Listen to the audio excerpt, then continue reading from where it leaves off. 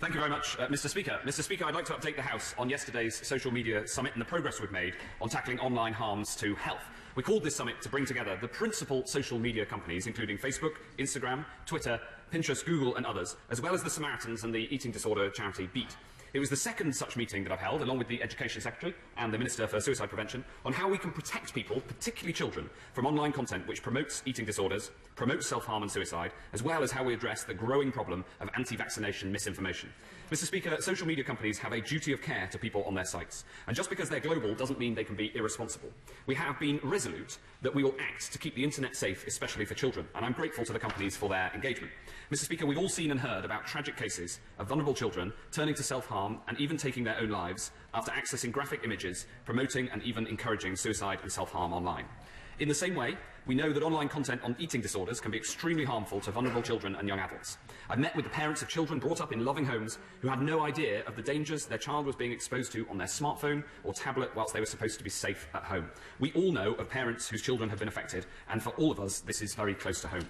Mr. Speaker, we must do everything we can to keep our children safe online. So I'm pleased to update the House that as a result of yesterday's summit, the leading global social media companies have agreed to work with experts from the Samaritans to speed up the identification and removal of suicide and self-harm content and create greater protections online.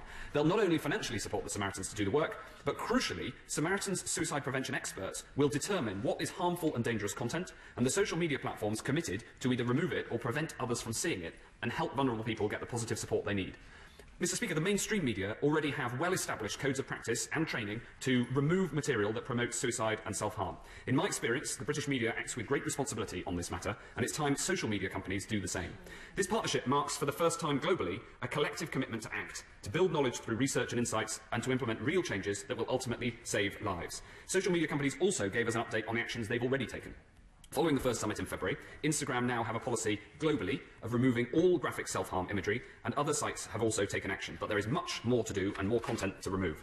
Importantly, the commitments that the companies made at yesterday's summit are what the Samaritans asked for and are a positive step forward.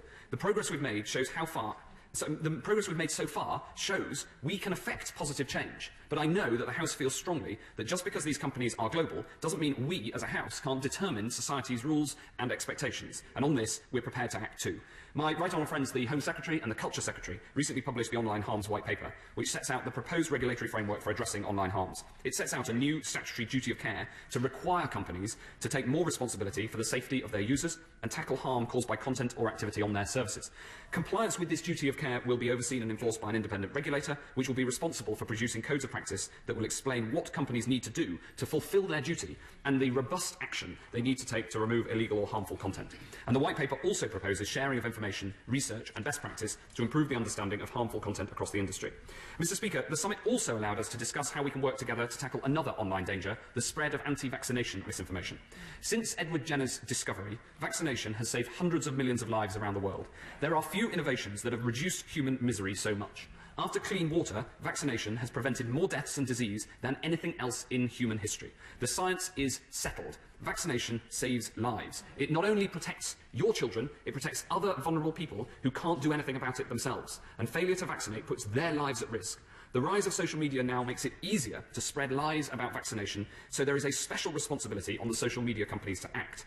Mr. Speaker, coverage for the measles, mumps and rubella vaccine in England decreased for the fourth year in a row last year to 91%. There was a steep rise in confirmed measles cases from 259 to 966 last year. We forget, measles is a horrible disease. And Mr. Speaker, we have one of the most comprehensive vaccinations programmes in Europe. The well-documented problems in America and on the continent are worse than here. But we're determined to get ahead of this problem because there are real and devastating consequences for people from the failure to vaccinate. Our action to promote vaccines is not limited to removing anti-vaccination misinformation online. We are promoting the objective facts about the importance of vaccination. We're increasing funding to primary care to improve access, and our Prevention Green Paper will set out further actions. Mr. Speaker, social media can be a great force for good and can help us to promote positive messages. But it's the responsibility of us all that this new technology, with all its great potential and power, is moulded to the benefit of society. We will not duck this challenge, and I commend this statement to the House. Well, Ashworth. I'm grateful, Mr. Speaker, for advance sight of this statement. These social media platforms must be made to take responsibility for the harm and dangerous fake news they host. They are helping fuel a public health crisis. Now, he talks about about challenging them, and he talks about the action that platforms like Instagram have taken since February. But, I just searched on my own Instagram account and found images of graphic self-harm. I found videos. There are 8 million posts with the hashtag suicide, many of them distressing from a quick glance. 226,000 posts with the hashtag kill myself. 249,000 posts with the hashtag self-injury. I found similar pro-anorexia posts and the normalisation of eating disorders. Now, I'm sorry to have to share these with the House, but I think we have to understand the scale of the challenge we are facing. And I'm a father of 2 beautiful daughters, aged 7 and 5. I would be devastated if they see posts such as that as they are growing up. Dangerous content should be blocked and taken down, and I look forward to the Samaritans making recommendations. Can he update us on the timescale? He talks of the online harms white paper, but again, we need action immediately. Can he tell us when the proposed legislation will come to the House? When will a new regulator and duty of care be enforced? Can he guarantee that there will be criminal sentences for executives for serious breaches? And in what circumstances will the maximum fine of 4% of global turnover be applied? And if, God forbid, something similar happened to another child, as happened to Molly Russell, and I'm sure the whole House will want to praise her father for his bravery in campaigning, what action would be taken against social media companies in those circumstances? I've also been able to find dangerous anti-vaccination propaganda on platforms like Facebook. And this is at a time when we're seeing measles outbreaks on the increase across Europe, across the United States and in parts of the United Kingdom. We're seeing unvaccinated children turned away from schools in parts of Italy and banned from public areas in parts of New York. I would hate to see that happen here. But UNICEF have warned that there are over 500,000 children have missed their measles vaccination. We're the 3rd worst ranking country of high-income countries. As he said, the take-up of the MMR vaccine has declined now for the 4th year in a row. Coverage is the lowest it has been since 2011-12.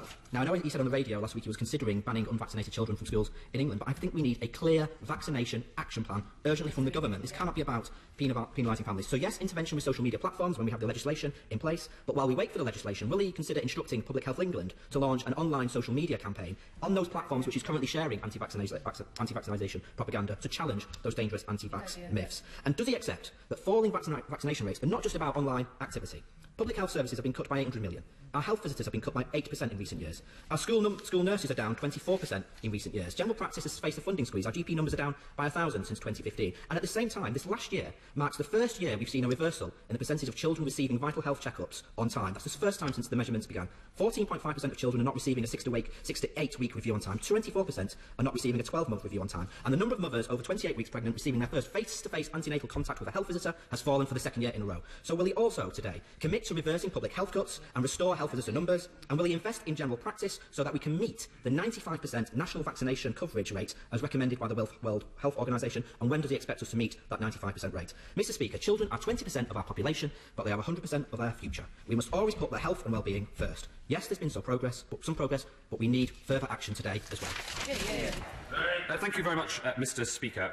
I'd like to pay tribute to the honourable gentleman who has provided leadership from his position as Shadow Secretary of State on this agenda, and I'm glad listening to his response that we agree very broadly on the direction that we need to take, and I think that that agreement across this House is valuable in demonstrating the clear consensus behind the need to act, both that clear consensus to the social media companies so that they know that they need to act, but also the clear message that can go out from across this House on the importance of vaccination, a message to every parent in the land, and I think that cross-party support is very, very valuable. I join him in paying tribute to Ian Russell, the father of Molly Russell, who the Minister for Suicide Prevention met this morning.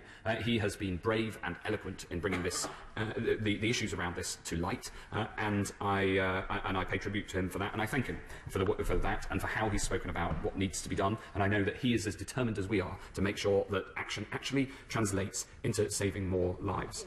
We agreed after the meeting yesterday to reconvene in 2 months' time, by which time I expect further action from the social media companies. As I said in the statement, we've already seen some progress. I'm glad that some of the global algorithms and global terms and conditions have been changed as a result of the action that's come from the UK, that's been taken by the UK government, and it's very important that we keep the pace up. So we will expect in 2 months' time that we'll see further action from the social media companies, that we will have made progress in the Samaritans being able to define more clearly what the boundary is between harmful content and content that isn't harmful. In each of these areas about removing harms online, the challenge is to be able to have to create the right boundary in the appropriate places. The challenge when tackling terrorist material online, it's the challenge when tackling child abuse online, so that the social media companies don't have to define what is and isn't socially acceptable, but rather we as society do. And I'm delighted that the Samaritans are now formally going to play that role in terms of material related to suicide prevention and self-harm, and BEAT are going to do that with respect to eating disorder material. He asked about the online harms white paper. There will be we're currently in the middle of a 12-week consultation. I hope that he and everybody listening to this who has an interest will respond to that consultation. We're clear that we will have a regulator, but we also want to genuinely consult widely on exactly how this will land. This isn't really an issue of party politics. It's a matter of getting it right so it's society that decides on how we should govern the internet, rather than the big internet companies making those decisions for themselves. And I have to say, the tone from the social media companies has changed in recent years and months, but there's still an awful lot that they need to do. So I look forward to working with him and with others across this House to make sure we can deliver on this agenda. Yeah. And Rick Caulfield. Can I welcome the work of the Secretary of State on this? But can I ask him to comment on standalone posts or tweets or messages which on their own don't seem that intimidating or threatening, but with a cumulative effect are nothing short of bullying, harassment and intimidation that can cause mental health problems for many of our young people? Can he ask the social media to not look at just a single post basis, but the cumulative effect of many people who are trying to intimidate others? Yes, Mr. Speaker, my honourable friend is absolutely right about that. And in fact, it came up in the discussion yesterday, the cumulative effect of posts, both in terms of impact on mental health and also on, especially in terms of eating disorders. This is you've got to look at what they call the density of content, but I think she put rather better the cumulative impact of lots of different posts. That really matters, but the algorithms that they have can pick up on that because they're powerful enough to understand these things. What we need is the rules in place so that when that is spotted by the algorithms within the social media companies' platforms, then action can be taken. Dr. Philippa Whitford. Thank you very much, Mr. Speaker. I also welcome the statement and indeed the two summits that have already been held, and particularly the announcement of funding to Samaritans. However, the scale of the task is absolutely huge, and the scale of the donation to Samaritans is actually quite small, both in comparison to that and also in comparison to the profits these companies make. They're expected to make profits of £50 billion just in this year. It is, of course, important talking about preventing eating disorder promotion or promotion of self-harm and suicide, and I welcome that approach. But as chair of the APPG on vaccination, I also particularly welcome, in World Immunisation Week, the Secretary talking about anti-vaccination. But as the Shadow Health spokesperson has said, the failure of uptake and the drop of uptake isn't just due to online, it is complacency. People have forgotten that measles is a killer and used to kill 2.5 million people a year across the world. And indeed, we've seen the outbreak in Europe, where 82,000 cases have led to over 70 deaths. And it's important that we tackle this misinformation. But it's also important that we make it easy, that we do have health visitors and district nurses to try and help a busy mother to get her children vaccinated. And it's partly that that's allowed Scotland to actually keep the rates above 95%. But we, like everywhere else, are still seeing that drip down, where people are, it's falling 0.5%, 1%. With regards to the online white paper, I welcome the talk about a regulator, but I hope it will actually be a regulator and this won't be self-regulation or just voluntary. And I would like to know, when is this actually going to come? Because like many other pieces of legislation, it's still in the long grass, and I think it is urgent. Yeah. Thank you very much, Mr. Speaker. The regulation of online harms will indeed be statutory. As I said, we're in the middle of a consultation on how to put that in place rather than whether. And I'm sure that she'll want to feedback, although I know that the Scottish Government has been kept abreast of developments, her colleagues in Edinburgh in the SNP. She also raised complacency and tax and the cash element of the financial resources. I'll address both of those. She's absolutely right that a part of the problem here is a complacency about some of these killer diseases, partly because we've hardly known them in this country for generations. And measles is, as I said in the statement, a horrible disease, and it's a killer and deeply unpleasant. So too is rubella. And rubella can be hardly noticed by a pregnant woman, and perhaps there's a rash that might be there for 3 or 4 days and come and go. But the impact on the baby is permanent and very, very serious. And so on measles, on rubella, and on other diseases, we have to be absolutely clear with the public about the consequences, not only for their children, but I think even worse, for vulnerable children and adults who, maybe because they're immunosuppressed or maybe because they're very young, can't have the vaccination, and therefore their lives are being directly threatened by a parent who chooses not to vaccinate, and we need to be really stark and clear about that.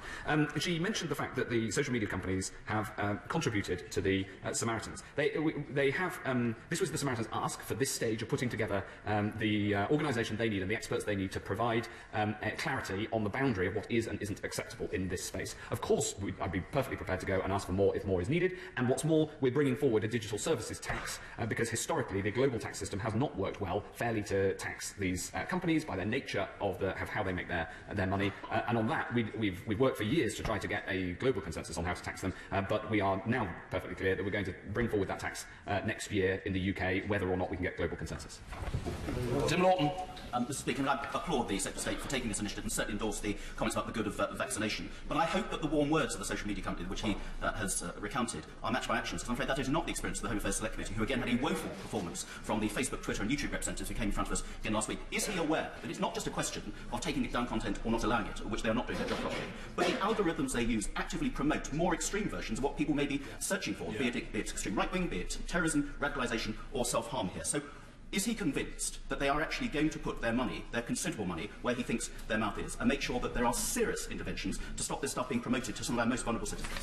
Well, my old friend is a man after my own heart on this. Am I convinced? I am convinced that they have committed to it, and it's our job to keep them to those commitments. And that's why I've pushed for a long time, and I'm delighted the government's bringing forward a statutory regulator in this space, because, you know, for years in this House we've asked the social media companies to do something, and there was this argument about, which said, well, because they're global, we can't really impact how their algorithms work. Well, that's just rubbish. You know, we are the legislator for this country, and we set the rules, and we have a big role in setting the norms and the expectations of what happens in the United Kingdom. And just because a platform is global does not mean that they can be outside the rule of law of this country. So we will legislate in this space, and there will be a regulator that will be able to precisely keep on track of the commitments and make sure they're followed up. Now, having said that, these last two meetings have been positive. We have seen changes that have been made as a result of the meetings. What we have not yet seen is all of this content removed, and so there's clearly a long way to go. Thank you, I welcome the work that the Secretary of State is doing, but follow the question from my fellow member from the Home Affairs Select Committee on surely this is time to do much more on these algorithms that are pushing people into more and more extreme behaviour. And I've heard from the mum of a daughter who had been suffering from an eating disorder still being targeted with dieting videos on Instagram. Not material that was too extreme to remove, but certainly material that should not be targeted at her daughter, and she could get nothing done about it. We've heard on the Select Committee of when our staff set up a new YouTube account, just searching for news or politics, they're increasingly targeted by and promoted by YouTube increasingly extreme far-right material. This is their algorithms that, for profit, are pushing people to the extremes. Surely it's time for much greater transparency and accountability on their entire business model and the way that they are promoting all sorts of problems. Well, yes, the short answer is yes. My responsibilities as Health Secretary are about the impact on health, especially mental health, and of course eating disorders and self-harm as part of that, and in a separate but connected matter of anti-vaccination messages, which are a type of misinformation, or in some cases disinformation, that is to say actively false pushed information. The social media companies say that they are removing this material from being promoted. So, for instance, the graphic self-harm imagery will be taken down from Instagram. The challenge we've got is to make sure that that is properly done, because ultimately it's only by the social media companies changing their own algorithms that we can make this happen, and this is why I think the new regulator is so important. Julian Knight. Speaker, I welcome the Secretary of State's initiative in this area and what he's been doing in the House today. On my work in the DCMS Select Committee, I have to say I have been utterly horrified in my time on that committee, looking at some of the online content relating to this particular area in terms of bulimia, in terms of eating disorders, and also, frankly, in terms of what I describe as extreme online misogyny. And that relates to the algorithms which other members have mentioned. Does the Secretary of State agree with me? We need to see inside their black boxes. And that unlike areas such as taxation, where in which you will find that companies will go to the easiest regime, in online content, if we set the bar high, they have to comply, and they have to put their houses in order. I pay tribute to the work that the DCMS Select Committee has done on this area, both when I was Secretary of State there and also since. I think they've been groundbreaking in the work that they've done and the approach that they've taken, and played a part in the change in attitude that we have seen from the social media companies, at least now to accept that it is their responsibility and accept the principle that they have a duty of care to the people on their sites. But as he says, there's clearly an awful lot to do to get to where we need to be. If we step back from this whole question, the new technology that's brought about social media companies is still relatively new. It's only 15 or 20 years old. And frankly, around the world, the way that society has responded to it has not yet matured. And the good social media companies now get the fact that they have such an impact on society that a regulatory framework is necessary. And in fact, have welcomed the white paper we put forward as an approach that could be replicated around the world. Because I think he's quite right that once one country, once one jurisdiction gets this right, it will be taken as a model elsewhere, so that ultimately this amazing new way that we all communicate, and by God, Mr. Speaker, in this House we all use it, the power that it has can be for the good, and we can mitigate all of these downsides that come with it. Ali. Thank you, Mr. Speaker. I also welcome the Secretary of State's statement, but for too long, internet companies have been too slow to protect children from the risks of suicide and other harms, such as online hate, but also the threat of far-right extremists and terrorists and religious extremists. And he will be aware that internationally, companies like Facebook have fallen very short, such as being accused by the United Nations of playing a determining role in the genocide in Burma. This is a massive problem, and it's right that Britain should lead the way. Is he speaking to his counterparts in other departments, and will he ensure that the legislation actually ensures that companies are responsible for the content, as well as ensuring that there are strong, large fines if they continue to fail? We have proposed fines in the way that she describes and calls for, and of course this is a cross-government effort. My responsibilities are the health impacts, but the technology has an impact right across the board in terms of the quality of debate in our democracy, which is a Cabinet Office issue, the terrorism content, which is a Home Office issue, the Culture Department leads across the board, and the Prime Minister herself has led the global debates on this. So she's quite right to point out that there is a broad range of impacts, and we work together to tackle it. Rachel McLean. Thank you, Mr. Speaker. The Shadow Secretary of State has referred to the proliferation of pro-anorexia content online, but is the Secretary of State aware that tech giant Amazon is selling books under the category of pro-ana, which purport to show anorexia as a healthy lifestyle? So does he share my revulsion that these books are available online? Will he call on Amazon to take this content down immediately? And will he look at whether the Online Harms White Paper can take the tech giants such as Amazon also into their remit? Well, I'll absolutely look at that, the point that my honourable friend raises, which seems alarming and distressing to hear about. Of course, Amazon it sells physical goods in the large part, and surely has a duty of care to those who are buying those physical goods, in the same way that a shop has a responsibility for what it sells. And I think that my honourable friend has an important point that I will follow up, and I'll write to her with more details. Christine Jardine. Thank you very much. Mr. Speaker, I also welcome the Secretary of State's statement today, not least because I actually survived measles as a very small child, and my family talked for a long time about how worrying and how scary it is. But on the other issue, as well as taking action against the social media companies, the long-term NHS plan talked about an increase in proportionate spending on child and adult mental health services. Can the Secretary of State tell us what he's going to do about that, what the proportion will be, because that will be crucial in fighting this? She's absolutely right that there will be an increased spend on mental health services across England, £2.3 billion increase. It's the fastest area of spend within the long-term plan. We're putting £33.9 billion into the NHS in cash terms, and the fastest proportionate rise in terms of where that funding is going is in mental health services. That's an important part of this, although there's an awful lot that can be done by the social media companies to reduce the demands on those services by reducing the impact on negative mental health. I think the whole House can agree that her being alive and here, having survived measles, shows another reason why it's so important to get this right, because it would be the House's loss if the measles had won. Bob Blackman. Thank you, Mr. Speaker. The drop in vaccination rates is not only an annual problem, but it's a cumulative problem as more and more young people in society are not immunised against these childhood diseases. So can I urge my right honourable friend not only to have a social media campaign to parents and children to encourage them to take up the vaccinations that are available, but also to target messages so that people know where they can go to get the vaccinations undertaken, how they can do it, and the importance medically of doing so.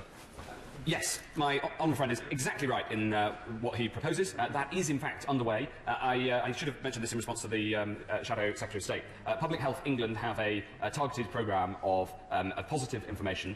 We can use data and social media better to target messages at those who need to receive them in exactly the way that he proposes, and that is in hand.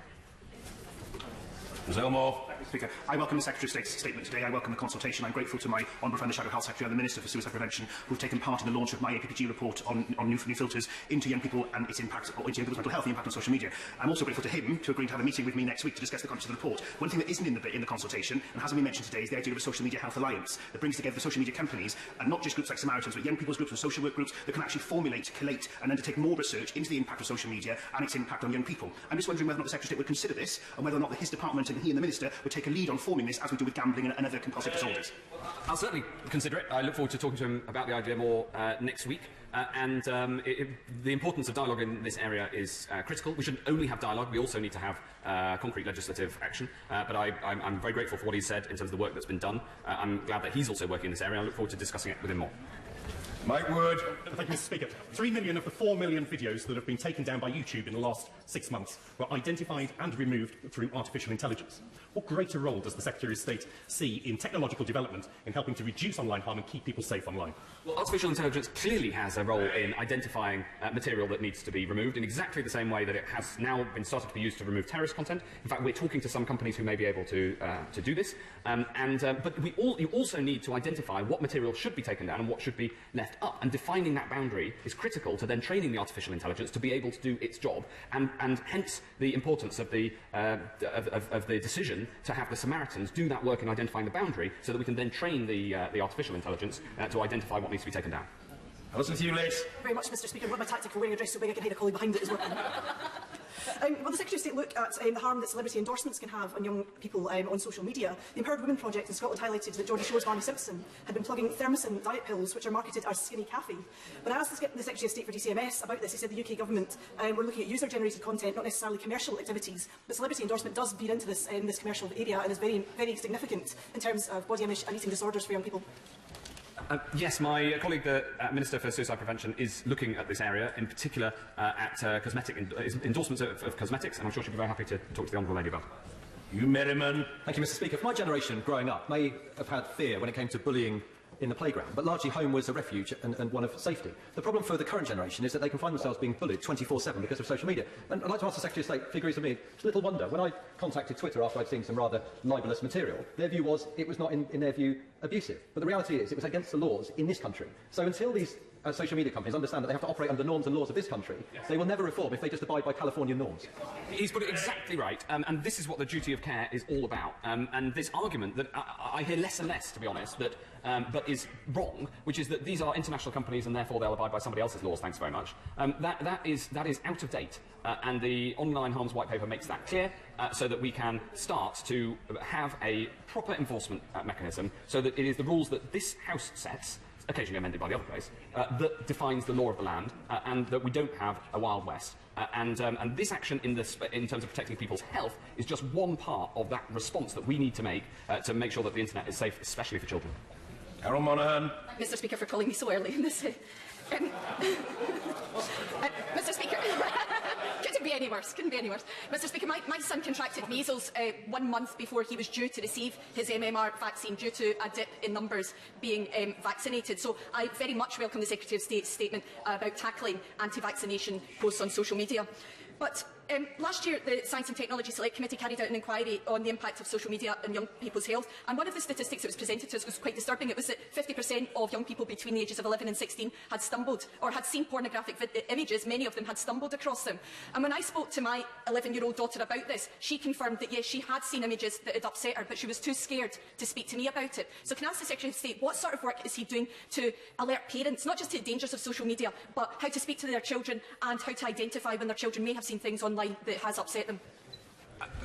Mr. Speaker, that question was so good, it's only a pity it wasn't earlier in the session. But because there were two really important points that I want to address. The first is that the Honourable Lady's son is a case in point for why, if you don't vaccinate, you're not only endangering your own children, but other people's. It's because of a failure to vaccinate that these diseases still exist, and that people who are too young, children that are too young to be vaccinated, are the ones that are at risk. And so she has made the case more powerfully than anybody about why it's important to vaccinate and that we keep the vaccination rates up. And I'm grateful for her sharing that personal experience. When it comes to on the second point that she makes, she's quite right as well, that we all have a responsibility to act, and act we will. Robert Court. Mr. Speaker, it's a privilege to have the last word in this. The whole House is concerned at the effect that the internet can have upon young people's mental health, and I'm very pleased to welcome the action that the Secretary of State is taking. Is there truth and accuracy in the reports that Wikipedia did not attend yesterday's summit? And if that is the case, does the Secretary of State share my disappointment that they didn't attend, and does he also feel that they must take this seriously and they must engage?